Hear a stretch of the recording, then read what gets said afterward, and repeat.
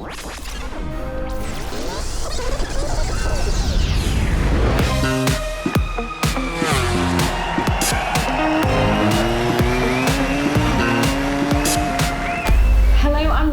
to Lockdown, Last on the Breaks, once again coming to you with another feature interview as we continue to wait out the COVID-19 pandemic.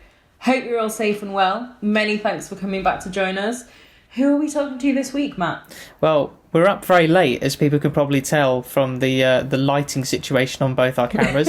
I'm sorry I look like a vampire. Yeah, well, that means that we're talking to someone in a completely different time zone to us, and it is in fact Kevin Schwantz coming back from a fishing trip to speak to us here. Very, very kind of Kevin, and thank you to shout out to Marnie, who's been a very close friend of Kevin's, who's been sorting this out for us. Many thank you to you, Kevin. Wanted to get in touch because we're going to do a podcast with him actually at the America's Grand Prix, but obviously that hasn't happened yet, so here we are. But we wanted to talk to Kevin about a range of different subjects, what his perspectives are on the changes in American racing, as well as some of the more interesting experiences in his career, particularly as well how rivalry, whether it did change him or not in his riding styles and this and that. So couldn't of course talk to Kevin Schwantz without mentioning Wayne Rainey, of course, but and then of course at the end, what do we have, Fran, as always? We have that really put me off. Wow, that was elegant. Yes. We have the Kenwood Quickfire segment brought to you by our sponsor Kenwood of the podcast, and also our radio communications provider In the Paddock on the go. So if you see us running around talking to each other, that's also thanks to Kenwood. I think it's quite a good quickfire round this time. Really good, I like it a lot. There's a little bit of extra meat in places, but it's genuinely some instinct. Does what it says on the tin this time around, I think. Some big surprises there, but yes, thank you again to Kevin for allowing us to do this with him, and apologies if there's a couple of connectivity issues. Hopefully it's not too bad in the actual edit, but I think it's the time of night here where I am in England, where you are. Everybody's using Wi-Fi, watching Netflix even more than normal, of course, be it in lockdown. Indeed, I did have to yell at the other inhabitants of my house to make sure they didn't use the internet. Yeah. So hopefully it's come through all nice and clear for you, and you enjoy a really good little, pretty solid interview with Kevin Schwantz. There's a good few topics covered. Please enjoy it, and bye for now. Kevin, you're looking quite tanned. You've been out on the boat today. That's kind of all I've been up to recently. Not so much just since this COVID-19 outbreak, but even before that. It's not really anything to do with Suzuki anymore. So yeah, a lot of time down at the coast, a bunch of time out on the boat, trying to fish, actually trying to cover up as much as I can, but the sun still gets you eventually. Oh yeah, always. It always does, doesn't it?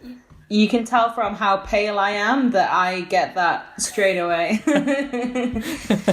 And at the moment in the UK, we're pretty much locked down completely, so only allowed outside sort of once a day or so. So not much chance of the sun there. Although it's taken its toll, you can see. Yeah.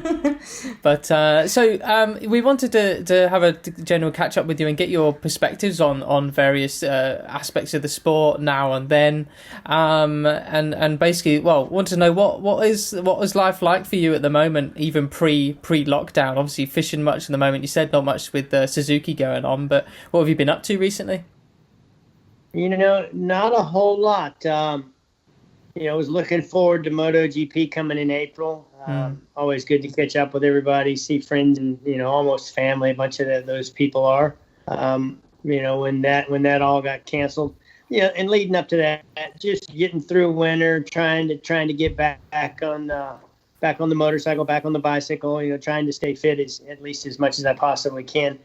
I broke a foot pretty badly just over a year ago, and I haven't quite got back to my fitness level that I was at when I got hurt. That's for sure. How did you do that then?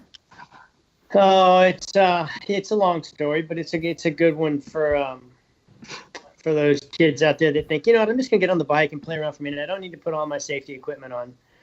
I was at my parents', a bunch of my friends were out. We were working on cutting some new trails through some area that were pretty thick and brush. And my buddy's bike wouldn't start. So I said, here, ride my bike. I'll just work on the trail today. So I didn't put my riding gear on and just jumped in the mule, drove out, swinging an axe, cutting branches, clearing trail. We do about a mile's worth of trail. My buddy goes, oh, man, he goes, that trail is awesome. Here, go ride. So what do? I put his helmet on, but I got just a little, like a pair of lace-up boots on. Not even a proper boot, really. And I go out and I ride. And I come back to finish, and where we finished, there's a bunch of trees that had burned down on our property. And the base of the stump has rotted a certain amount, but the core is still pretty solid. So the rotted part on the outside makes a nice little soft ramp. So it makes a good jump. And so and when I landed, I was dead stopped. Just straight up, straight down. When I came down, a tree that was laying on the ground, a cedar tree that's still solid to the core, was laying on the ground, and the front wheel touched it, and I tipped over. And as I tipped over, I'm like laughing because everybody's sitting right there. And I fall over. When I fall over, the bike between the cedar tree and the cases of the engine crushes my foot. Oof. So if I'd have had a pair of motocross boots, if I'd had a pair of Alpine Stars on, we'd have got up and continued to laugh about it, but instead it was trying to figure out how to ride my motorcycle back to my parents' house with only one good. Ouch. Yeah. So there's a lesson.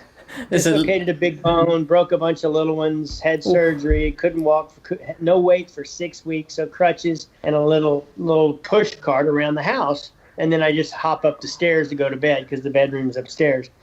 Well, on the little push cart that I was getting around the house in, went in the laundry room to do some laundry. This is 3 weeks after surgery.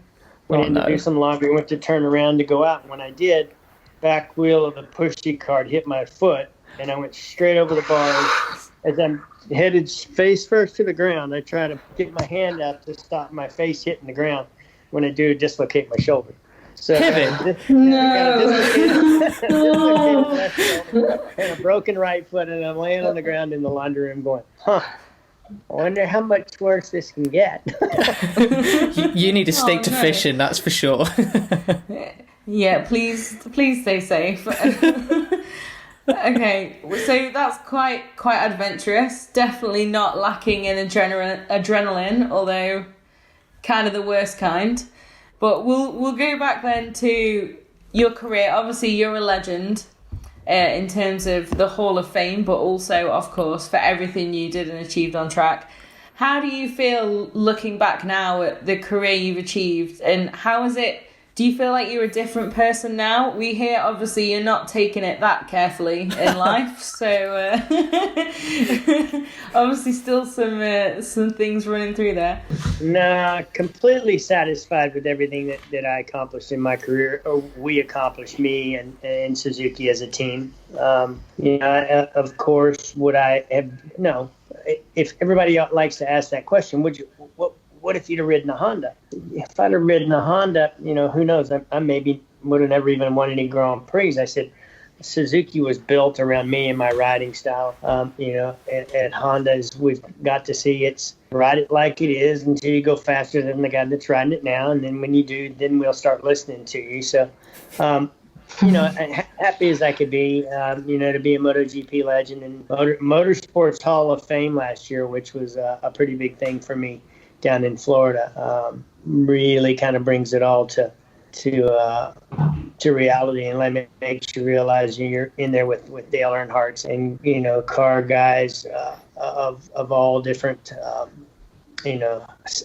status to be in there. A bunch of the other American riders are already in there, and it was definitely an honor to be inducted into the Motorsports Hall of Fame last year. But all in all, happy. I spent my entire career with Suzuki. Do I think I could have ridden another bike? Absolutely. I could have adapted my style to anything. But my relationship and my ongoing work with Suzuki, I think, really makes me happy that what I did and how I did it came to be.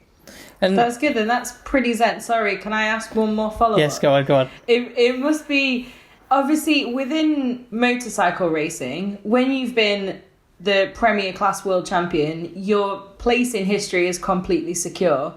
So it must be an extra special feeling to then also get recognised with motorsport as a whole and get into that Hall of Fame too. Is that something that's pretty special compared to you? The sport that you've been in has to recognise you because of what you've achieved, but to then also get it on a kind of bigger level as well.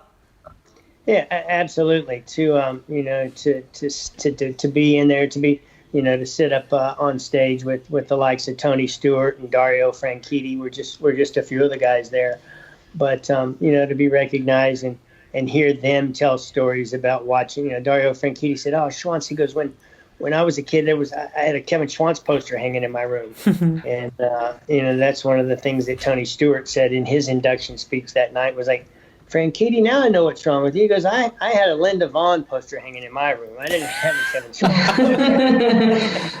But yeah, to get recognized with a group of motorsports heroes like they are, absolutely really brings it to be.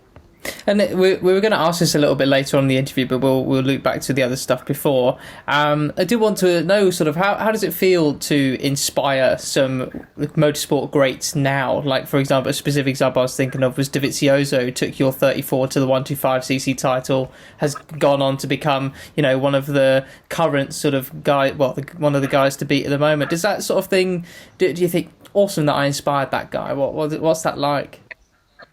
Yeah, I mean, any of the current guys, Rossi's always said that he was who he idolized when he was a kid growing up watching racing. Dovey, of course. Who knows how fast he might be if he had a 3.4 on his bike instead of a 0.4. To hear him mention, Rins last year said something about, who would I really like to race on a 500? And he said me. So. To still be mentioned in some of the conversation with the generation that's out there right now is really special. I think that's pretty cool as well, because now the standard answer from everyone, because there's some guys who are so young, even for us now, is, of course, it's Valentino.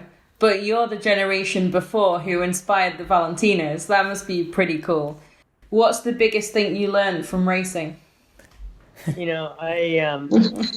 it's something that, I'm talking to a kid that's getting started racing, and is just remember that it's going to be life on a scale jammed together in an hour. Maybe it's practice, or maybe it's qualifying, or maybe it's the race. But instead of it being, I'm going to be in school and it's going to be from start of the season to the end of the season, your whole day can go from great to horrible in one turn.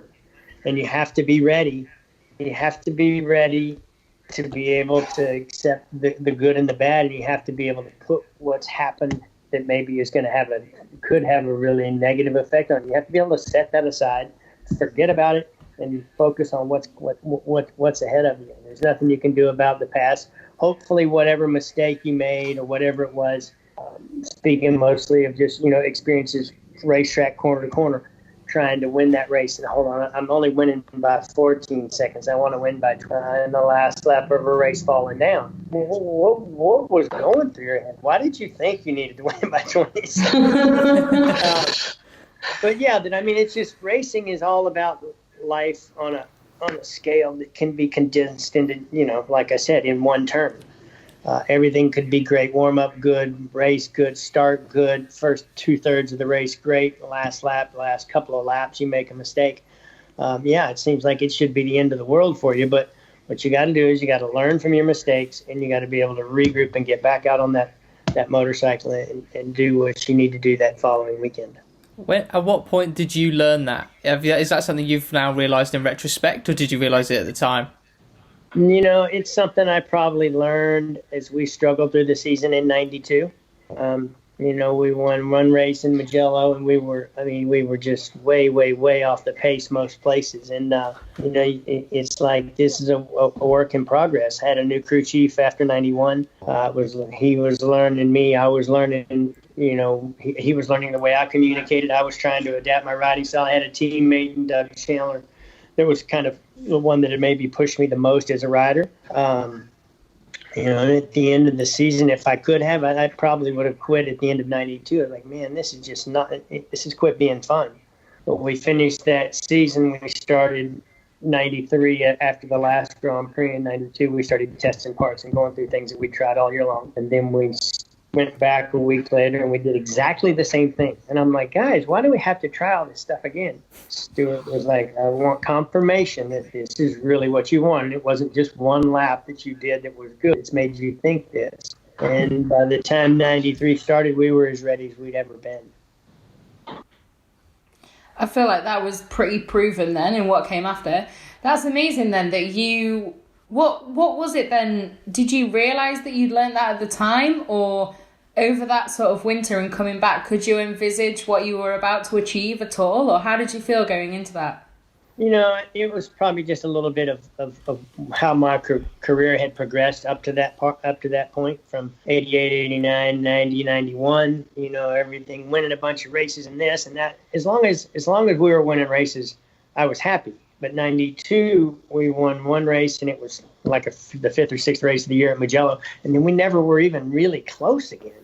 Yeah, there were some injuries later on in the season, but it's just one of those things you're like, what is it about this that makes it enjoyable? What is it about this that makes everything better? And it's being focused. It's being able to communicate and not come in the garage and be just completely flustered. I give up. This is never going to be any good.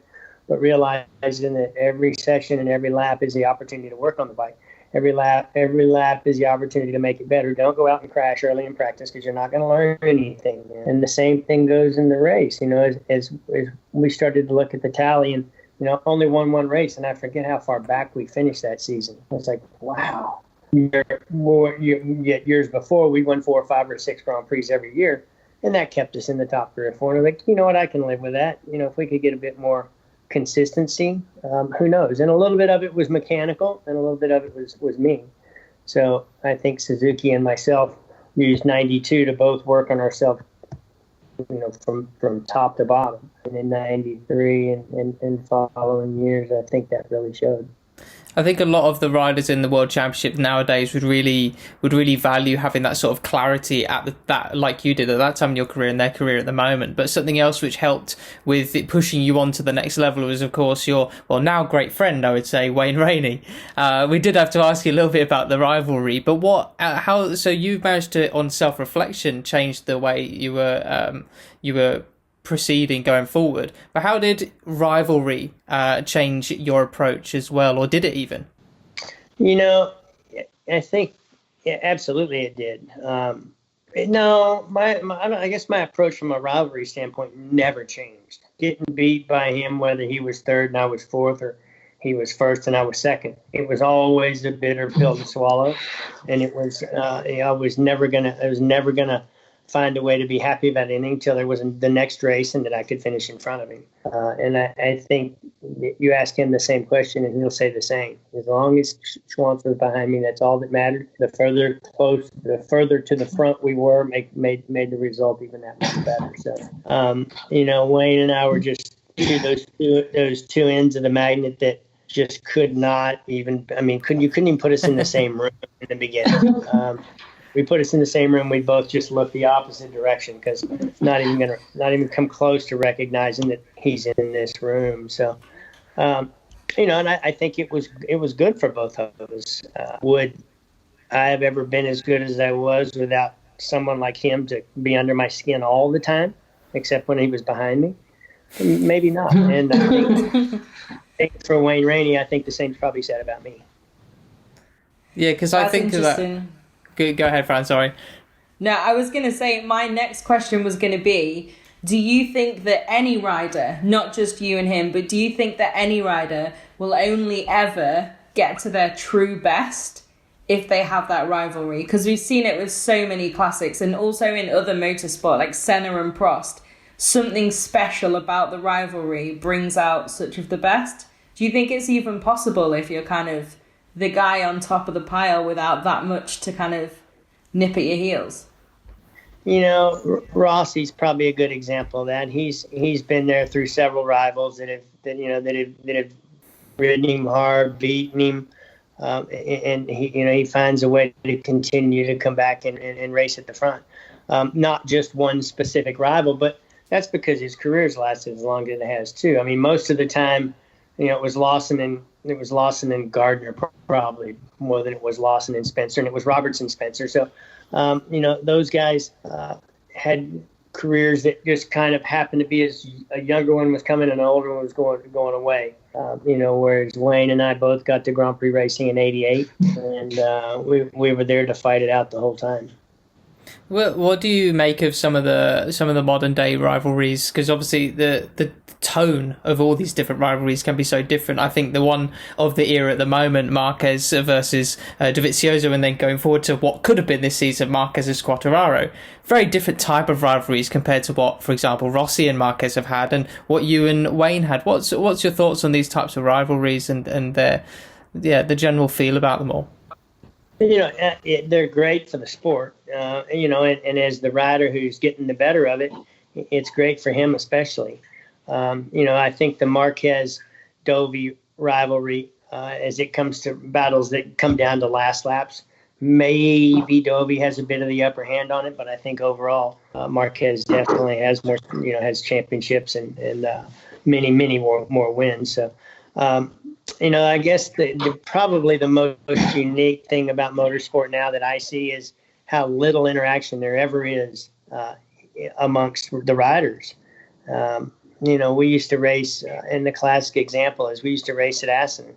The race had finished on Saturday afternoon where everybody would go to their hospitality units, get dinner, have whatever, and we'd all, as riders, we'd all stay in our motorhomes that night. By the time the crowds cleared and paddock was too late to go anywhere, so we'd sit around and pick somebody's motorhome to go sit down and have beers outside at. And you'd back and forth a little bit about the race and but I mean at the end of it all, see Lawson and myself and Rainey and possibly Doohan and Gardner sitting around having a drink together, or maybe even if it ended up a dinner somewhere.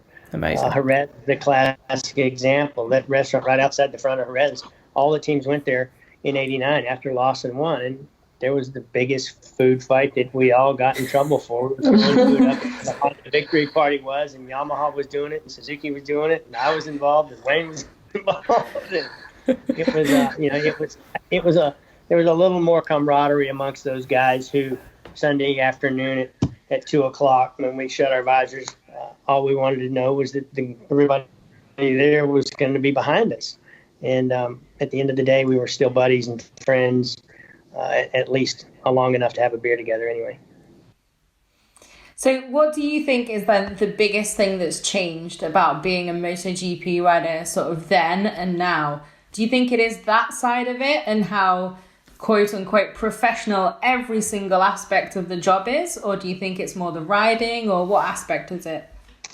I think probably the biggest aspect of MotoGP racing that's changed from when we raced till now is how involved the electronics are, how it's completely made someone like Valentino Rossi have to change his riding style from the way he rode a 500 to the way he rides a modern-day MotoGP bike.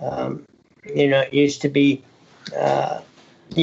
I think, 500s obviously were probably the most difficult motorcycles of any to ride. But now it's come so much more about how far off the bike you can hang and how much you can trust the electronics. And and I'm not saying that that's any easier now than it was back then, but it's probably a much more physical game right now than it ever was when it was a 500. Because a 500, when it was close, they were an absolute dream to ride. The problem is having one set up close. I can count on, throughout my entire career, I can count on this hand and have a couple of fingers left. So, of the 110 some odd Grand Prix, I probably had 3 bikes that were really close to perfect. And man, were they fun to ride, that's for sure. And what about your experience with bikes with electronics as well? I wanted to ask you a little bit about your experience with the Suzuka 8 Hour twice, and then of course you even rode the Suzuki MotoGP bike before they came back to competition in 2015. What were those sorts of experiences like?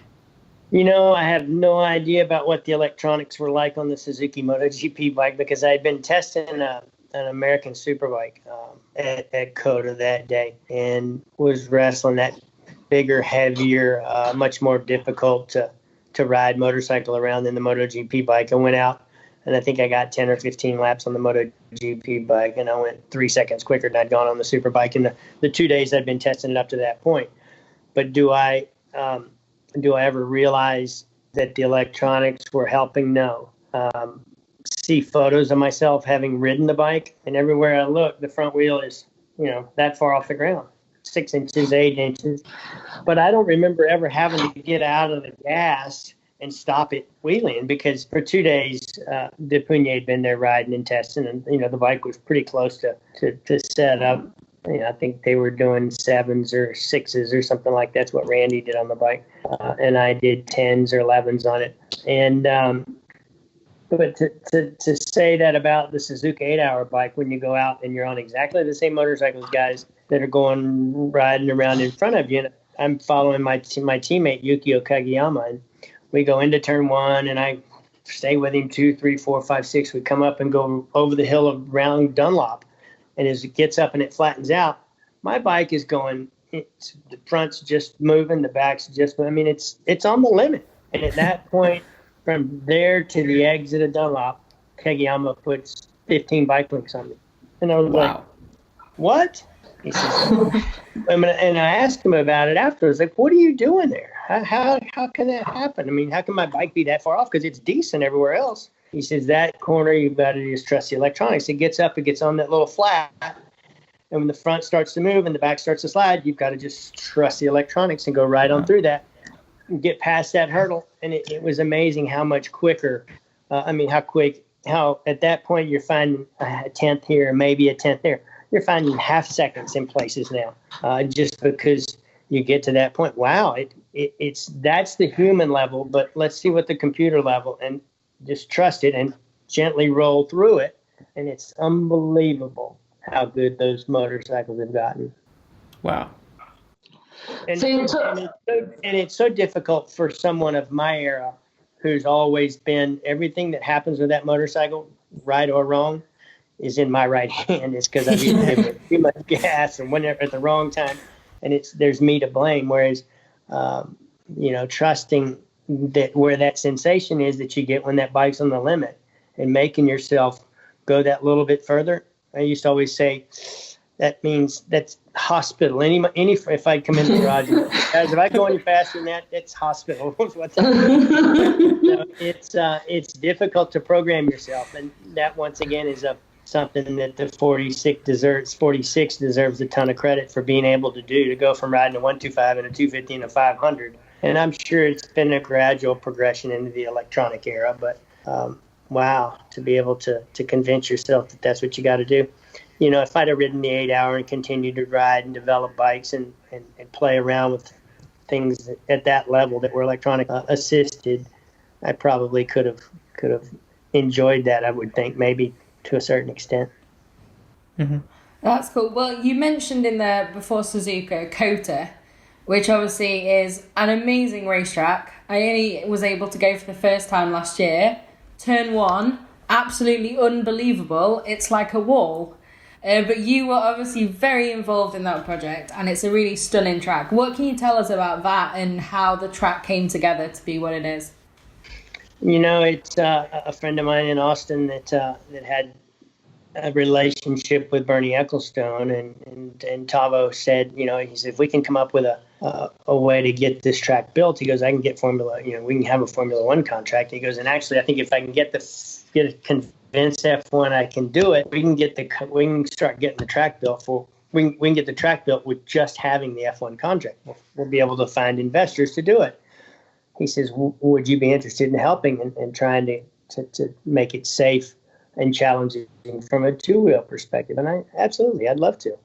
That's something that, when I retired from racing, I told Carmelo, I said, if I ever have the chance to help bring MotoGP to Texas or someplace around our great state, I'd love that opportunity. And he shook his head and said, yeah, Kevin, absolutely. We'd love to have that. But, to be able to talk directly with the FIA and the FIM and get them to communicate with each other at the bottom of turn 2, instead of there being guardrail tucked right at the outside edge of the track, there's runoff that, you know, my buddy Cal Crutchlow tested it all the way to the barriers a couple of years ago. Not to pick on Cal, but you know, I think we can say even today that in the 7 years now that it's been racing, that nobody's made it to the barriers, you know, from a crash standpoint. Yeah, they've gotten up and they've gotten in. Possibly the bikes slid in there and gone to the barriers. But as far as people go, we did a pretty good job letting the FIA and the FIM realize what it took, and that the track really needed to be suitable for both world championships.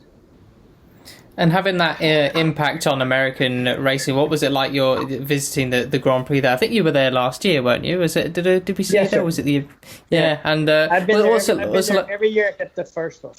Yeah. I did read that part. Don't worry, we'll glaze over that part for you. But what was it like seeing it come to fruition? Because also, like, it gets packed there. There was a lot of people coming to watch it, and it's such a great atmosphere. Everybody's so friendly, and they're also knowledgeable as well. Not something which, with all due respect to Americans, like, it's not something you would expect these days, given the lack of sort of American talent at the very top of the sport at the moment. You know.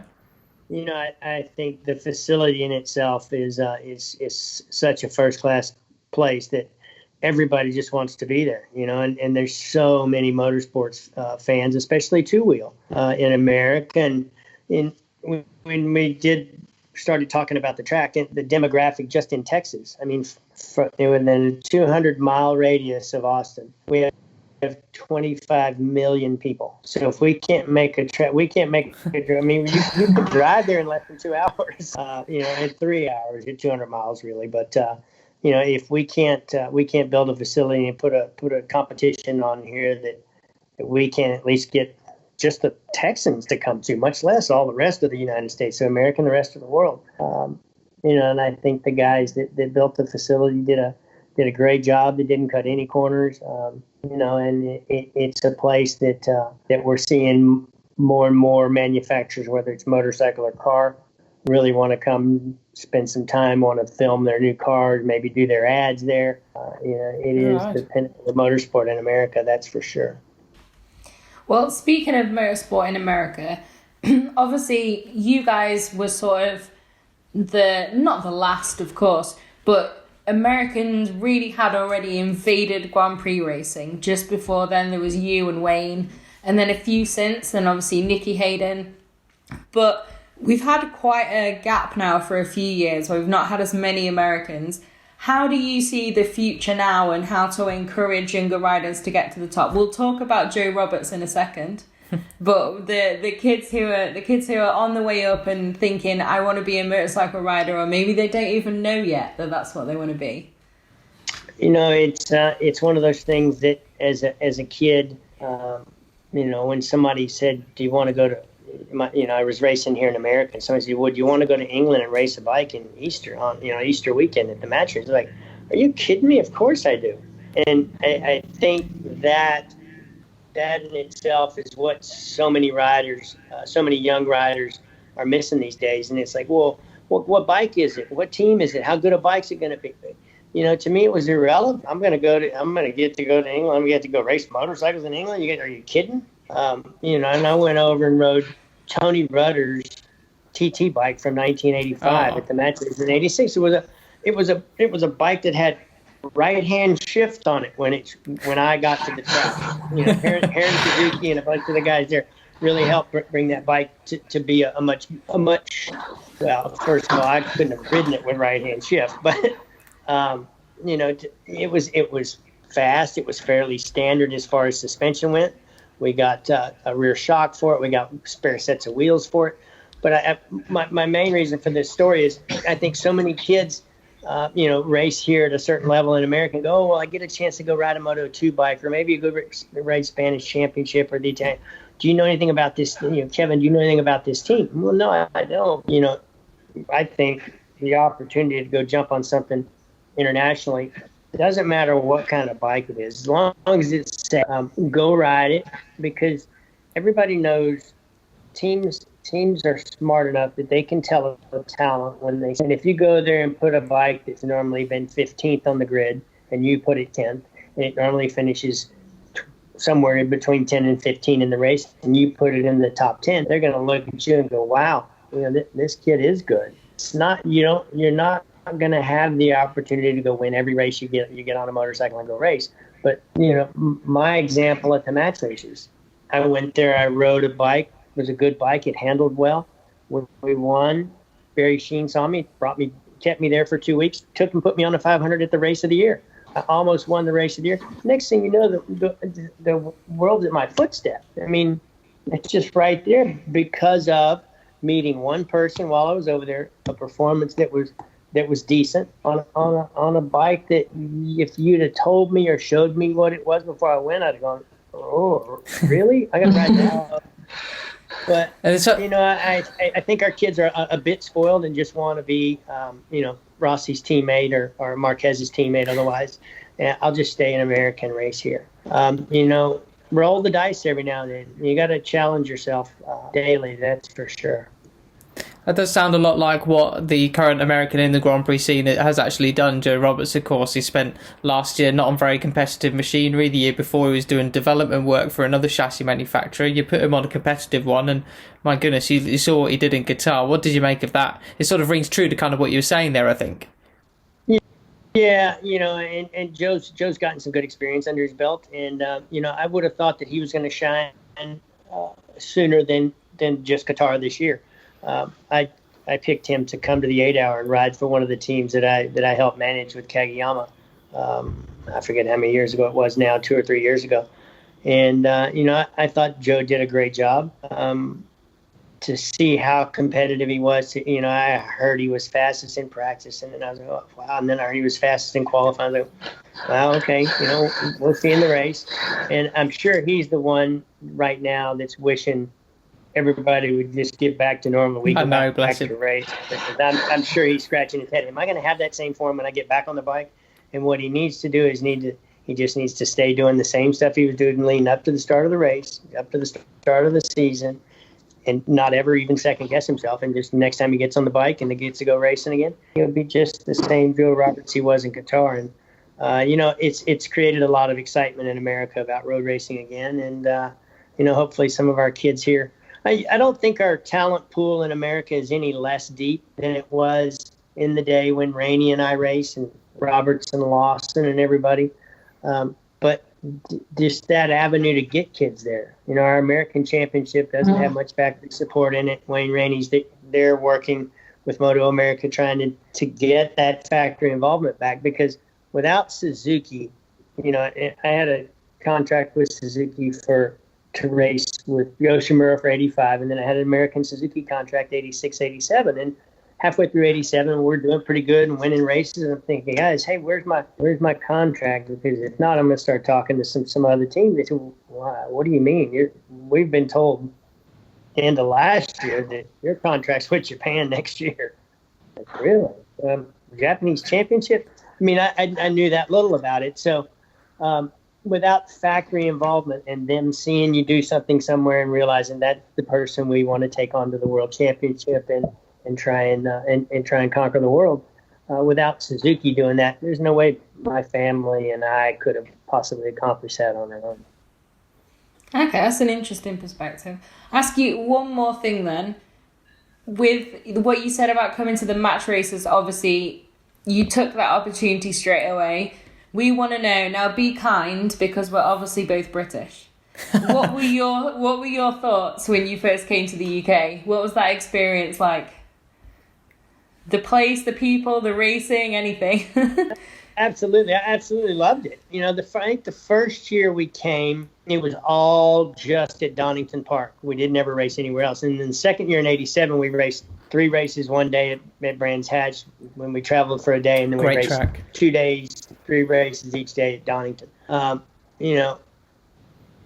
guess what I left there thinking was, with Rob Mack and Ron Haslam and all those guys who were current Grand Prix racers there, but I mean on such ordinary equipment in 1986. I mean, Rob Mack was promised Eddie's Daytona winning bike from 86, and he got a bike that was a show bike that was on display when Eddie was out racing the bike. He got the show bike from under the such a standard bike. But I thought to myself, and maybe it helped me with my career in Grand Prix racing, is, these guys are just normal guys. They ride motorcycles, and yeah, some of them are really fast, but you can beat them. May not beat them every weekend, but you can beat them certain weekends. And, but the hospitality, just everything about England. And England was what I still call my second home, because that's where our team was based. That's where we used to pretty much own the British Grand Prix. I was there in 2013 or 4. I don't even remember when I was the last time I was at Donington. Walked in with the guys from the team Suzuki, and they said, we used to walk through those gates in the morning and go, who's going to finish second? we've got this place covered. Who's going to be the first loser? And to me, the English people have been something that have always been really close to my heart. What was your favourite food in the when you came to England that first time? Obviously, it would have been thrown into a bit of a deep end. There would have been like fish and chips around, pies in the pub, and this and that. Did anything make you go, "Oh God," or was it delicious? No, I think I pretty much ate everything they served us at the hotel. But race day, I think I still went drive-through McDonald's. For goodness sake. And there's me. I was thinking, I'll say the best American food, or certainly the best food in Austin, is that barbecue. It's incredible. But no, you just want McDonald's. That's fine. Well, that's what I wanted back then. I can't remember the last time I had McDonald's. But yeah, that's one of the other great things about it. It's such a cool city. It's got some really, really good food. Some not too expensive, but restaurants everywhere. I mean, I have a friend there that has a restaurant called Barlotta, and when he built it 7 years ago, this section of road that's 6 or 8 miles long had 50 restaurants in it, from the top 50? to the bottom. Oh my goodness! 50 restaurants, and he says it's got almost triple that now. It's almost 100, and everybody, with everything that's going on, everybody's trying to do takeaway and all that. But, yeah, I mean, it's just a city that's continued to grow, and the selection of restaurants are second to none, that's for sure. Yeah, it's really Yeah, great. definitely agree. Take it from a visitor as well, guys. If you get the chance, go to Austin and go to COTA. Yeah, absolutely. Okay, well, to finish off then, Kevin, we have to do a little bit of a quick fire round. Just, I think it's like 10 or so questions, which, what do you prefer sort of thing? And hopefully, try and answer as instinctively and as quickly as possible. So thanks again, Kenwood, for this sponsored segment. Thank you very much, guys. So I'll start it off, and then Fran, you go for the second question. We'll do one each. What do you prefer then, Kevin? Coffee or tea? Coffee. That was a quick answer. All the Americans have gone straight for the coffee, and the Europeans. I think we need to wait for the Brit to even dream of asking that question again, to be honest. Yeah, it's true. How about Transatlantic Trophy or Daytona 200? Transatlantic Trophy by far. Okay. Austin or Houston? Austin. What's your favourite thing about Suzuka? The challenge, just how challenging the track is. What do you prefer, summer or winter? Summer. Does it even exist winter down in Texas? Yeah. A little bit. All it changes is the fishing a little bit. Okay. What's your favourite on-track moment? Could be a pass or a win or anything. It has to be the one that's mentioned to me most is Hockenheim 91. Okay. What did you prefer back in the day when you were racing four wheels? Racing four wheels in the US or Australia? Australia, definitely. Why is that? It's just that much more laid back. It's there wasn't near when I did four wheels in the US to four wheels in Australia. There was never an overabundance of really competitive cars. So you could go out and you could practice, and you'd always, in America, you might not qualify for the race, whereas in Australia you could race, and at least then you could work on your racecraft, you could adjust the car, you could try and learn something, whereas in America, when there were 70 cars trying to qualify for a 36-car field, that means almost half of you get to go home. So not much, and there's not much practice time in a few laps in practice and a few laps in qualifying, and wow, we didn't quite do well enough. Well, we'll try next weekend. Yeah, I can imagine that was frustrating. Okay, what is it? Okay, here we go. The biggest fish you've ever caught? A tarpon in Sanibel, Florida, and then I would guess it was probably 110, maybe 120 pounds. Big. Did you catch anything today? Yes, I did, but nothing near that big. Okay. All right, next one then. What do you think is more physical, doing a Grand Prix at COTA or a stint in the Suzuka 8 Hour?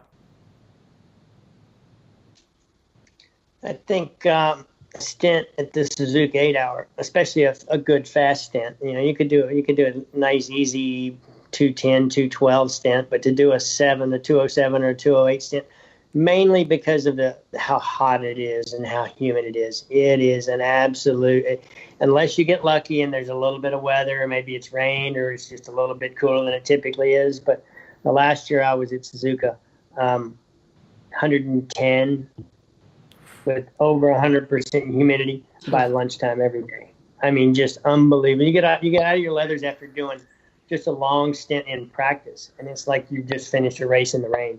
You're so Grim. I think that's genuinely my worst nightmare. Who's been then? We might have had a spoiler for this earlier. Who has been your favourite teammate? Favorite teammate, Rob McElnay. Cool. Have you been seeing all his stories on Twitter recently? I have not. He's been doing a story every day on Twitter from a year in his career, and it's really popular. It's good fun. Yeah, it is good. You should get involved. He said he still says that Suzuki hired him just to look after me. He was supposed to be my minder and just kind of help us get around Europe and show us what to do and how to. Excellent. Okay, so just two more then. Who is someone that you wish was your teammate that wasn't? I'd like to have had Wayne Rainey as my teammate.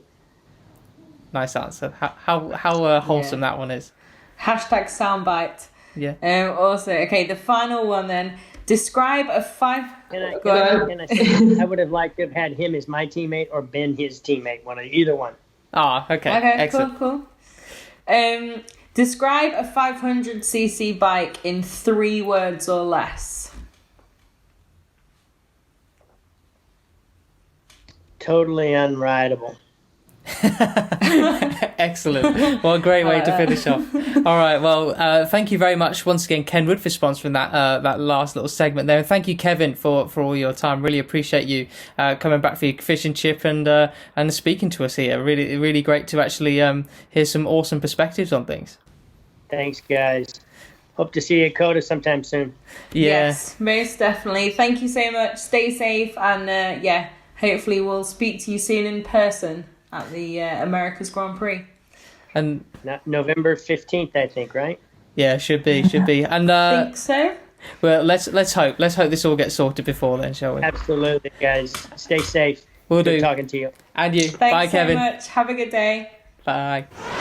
Well, Kevin Schwantz, everybody, a hero of mine growing up, although sadly, of course, I would have never got to see him race, but amazing to get to speak to him. And for anyone wondering, if you're listening and you're not quite a nostalgic MotoGP fan and whatnot, Kevin, when we spoke about him doing the Suzuka 8 Hour, he only did that a few years ago. He actually got 3rd place in 2013. He did that at the age of 49 years old.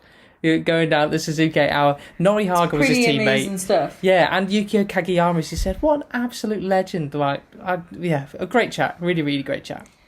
Really was. And there are a few racing topics, but I also really enjoyed getting to hear a little bit more about different stuff and not just, what was your opinion on this race? Hopefully you guys all did too. Let us know. As always, get in touch. Feel free. Be kind to both your hosts and our guests. And the sound quality from Skype and this and that and the other. Indeed. So for those of you, we try our best. Yes. For those of you watching on YouTube, of course, leave a comment, a like, subscribe, all that jazz. Exactly. And then hopefully we'll have another incredible VIP coming pretty soon. We've got a good little list now, just trying to get everything organised. And let us know if there's anyone you want to hear from on these podcasts as we wait out lockdown. And thanks for joining us. Bye for now. Just hit the table. Out.